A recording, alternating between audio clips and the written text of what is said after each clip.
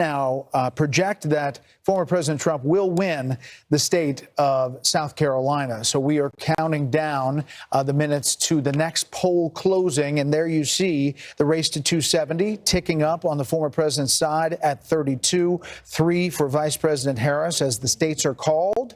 We will continue to see that, and obviously 270 is the magic number. We got a long way to go. A lot of filling in of this board and these states, but some places are getting very interesting as we get closer to our next round of poll closings, which are coming up in just a little while. And that will include Florida, where the Trump campaign is watching the results tonight. Let's go to Steve Harrigan. He is at Senator Rick Scott's campaign headquarters in Bonita Springs, Florida, which has tightened up a little bit. That race has gotten interesting. Steve? Martha, they're starting to cheer here. It's a pretty relaxed, confident mood. Rick Scott told us earlier this was the first time he's ever run for state office where he's actually been predicted to win. He said that's largely because of a strong performance in early voting. More than 8 million Floridians did vote early. That's about 50% of registered voters. And we were out there today at one ballot station, and there were people lined up, hundreds of people who stood 2 hours in the rain to cast their ballots. Some people expect counties could go as high as 90% voter turnout. A couple of items could complicate things throughout the night. One is an abortion initiative on the ballot that would extend Florida's strict abortion law. The other would be to legalize recreational marijuana. Both of those items will need 60% to win. Martha, back to you. All right, Steve Harrigan, thank you very much. The delay on the TV, they just got it. They just saw it. We're back with our panel, and we add Kellyanne Conway, Jesse Waters, and Jessica Tarloff. Kellyanne, you see some other things that you're watching? Looking at some suburban bellwethers coming in. Hamilton, Indiana, 70% of the vote is flipped back to President Trump. Loudoun County, Virginia, we know has really been trending toward the left. It's been a swing to the right by 8 points compared to 2020. So you look at something like that, you understand why Karl Rove today said it could be tight in Virginia. Fayette, Georgia, Trump +2. That's a place that I had said early on, Harris will have to do well there to compete in Georgia. Also, as Pennsylvania closes its polls, Brett, I think it's worth noting, Martha, that this is like political malpractice that she didn't pick Josh Shapiro between the fracking, the school choice, We've got a Jewish Americans. But yeah. I think that we'll be talking about that tonight. We will look a lot at Pennsylvania. Election night in America just getting started. We are seconds away from 17 states plus Washington, D.C., including New Hampshire, Illinois, Tennessee, Florida, plus the critical battleground. If we win Pennsylvania, we win the whole thing. It's very simple. Pennsylvania, it all comes down to this. With 177 electoral votes on the line, we have the results as they come in. The moment is here. America is watching.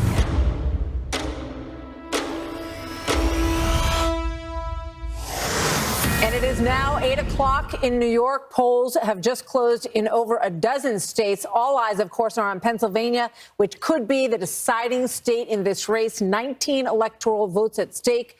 Fox News Decision Desk says that this is obviously too early to call in Pennsylvania, as we will be watching that one really until the bitter end. So Fox News is projecting that former President Trump will win the state of Florida, putting him 30 electoral votes closer to the White House.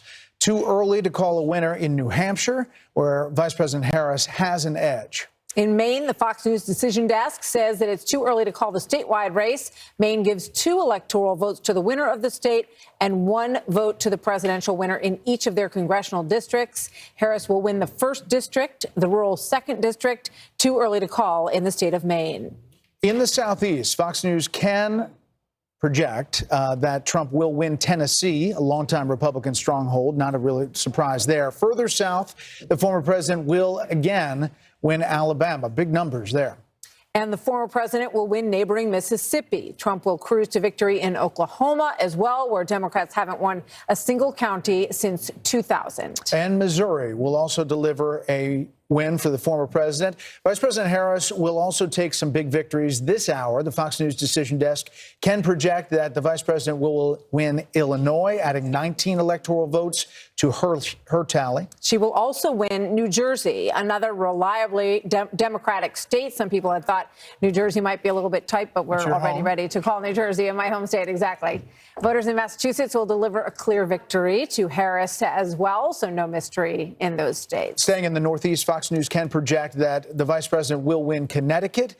She will also win Maryland, that state worth 10 electoral votes. There's an interesting Senate race there. Yeah, Harris will also take Rhode Island, another Democratic stronghold, and she has a lead in Delaware, President Biden's home state, of course, but it is too early to call in Delaware at this point. The vice president will win the District of Columbia, which has never voted for a Republican, and continues not. If you look at the Electoral College and the race to 270, it obviously changes with all of these numbers. It is in the corner of your screen, 105 to Harris 72. And there you see it full screen. As we start to fill in this map, little by little, we're going to get closer to 270. Remember, there's some big states, including California, all the way out in the West, that'll adjust this number for the vice president. We're back with our panel. Jessica, Jesse, and Kellyanne, we added you. Jesse, thoughts? Are we sure about New Jersey? Oh, man, I voted next to a guy this morning wearing a garbage bag. So I thought the state was a lock. I guess I was wrong about that. I also just heard from a person who was not going to vote, and then his girlfriend called him and said, if you don't vote for Kamala Harris, we're breaking up. So he just drove 2 hours to the polling station and waited 2 hours in line. So I still don't understand people.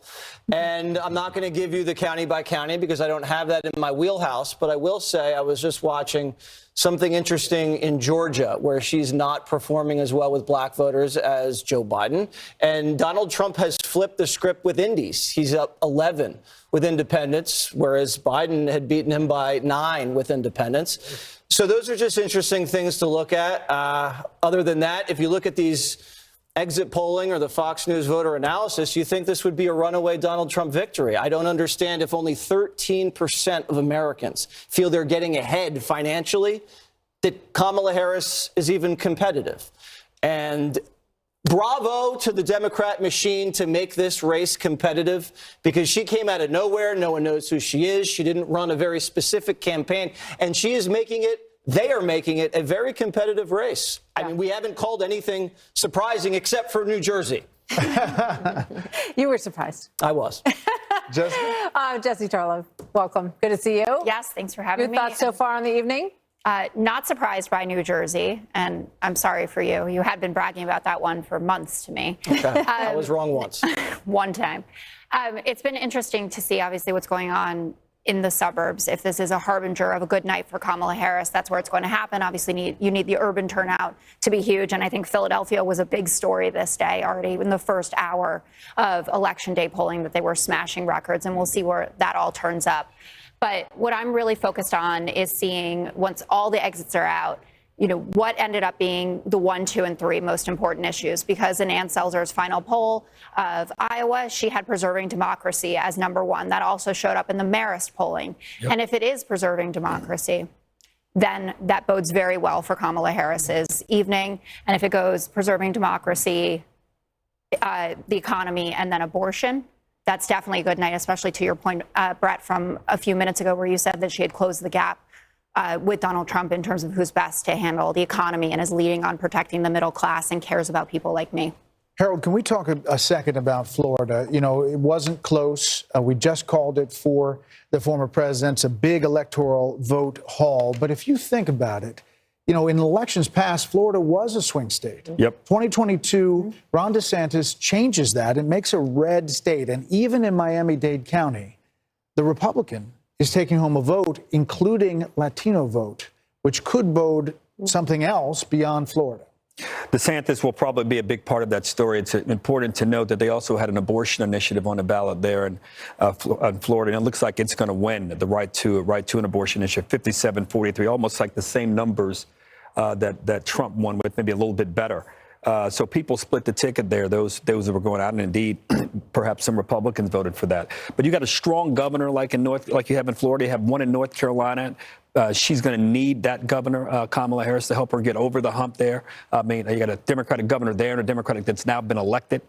I'm curious about these suburban areas. I listened to Carl and now Jessica, now Kellyanne. It may be that even in Virginia, and you were talking, Britt, you look at that the issue around LGBTQ+ and how those issues have played in the Virginia school system there.